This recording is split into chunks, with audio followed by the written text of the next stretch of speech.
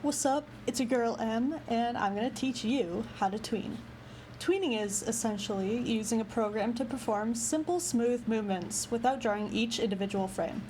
You can do this by having a drawing with a transparent layer on top of the background, and you can layer the drawings as you wish. You can have multiple, not just one. Here I have a looping tweened GIF of my persona Rose, and I'm going to show you how to do it. So first you need to import all your files. I already have my files drawn and imported, but I can show you the different layers I used. The bottom layer is the tail, then it's the neck, then the head, then the body. You can swap the body and head around if you need. I just find it easier to have the non-moving segments on top, depending on what they are. So how do they move? Well, they move through keyframes. The keyframe button appears right next to the undo button when you select the image or video. It's the diamond button. When you press it, it creates a point in the timeline where the JPEG must be in that specific position. If you wanted to drag the image or rotate it, you'd just go to another spot in the timeline or rotate or drag that image, and it would automatically produce another keyframe. If you want to select a keyframe, you can just tap on it and it'll snap you to that point in the timeline. Perfect for if you have multiple layers all moving at the same time like I do. Using keyframes, here's my basic idea of movement. She brings her head down, then brings it back up. Simple as that. You may notice that the movement doesn't feel very realistic.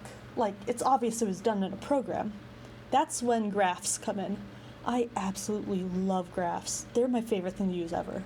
You can use them by moving in between keyframes and tapping the graph button right next to the keyframe button.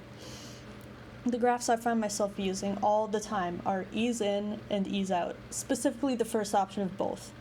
You can play around with the different graph settings, but personally I can't find a use for them. Ease in and ease out do exactly what it sounds like. They make the picture ease in or ease out of the motion. For ease in, it goes slower in the beginning and faster at the end, and vice versa for ease out, so going faster in the beginning and slower at the end. For me, it makes producing natural-looking movement way easier. Here's the animation with ease in and ease out applied between the keyframes. When using graphs in an animation, I usually try to put opposites next to each other, like an ease out section leading into an ease in, or an ease in popping into an ease out. Sometimes I do 2 ease outs in a row, like for my first part in Rainwing Factory, but that's only if I'm trying to hit specific beats. Ease in and out also makes expression transitions really easy, at least for me personally. I do that by just selecting the keyframe I want the expression to change at and hitting the split button.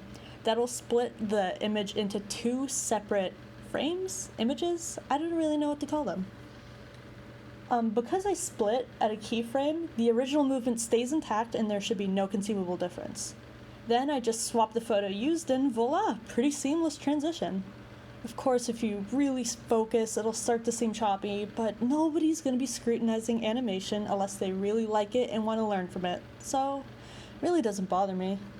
So here's the finished animation. I really hope it helped you, and if you have any questions, just let me know.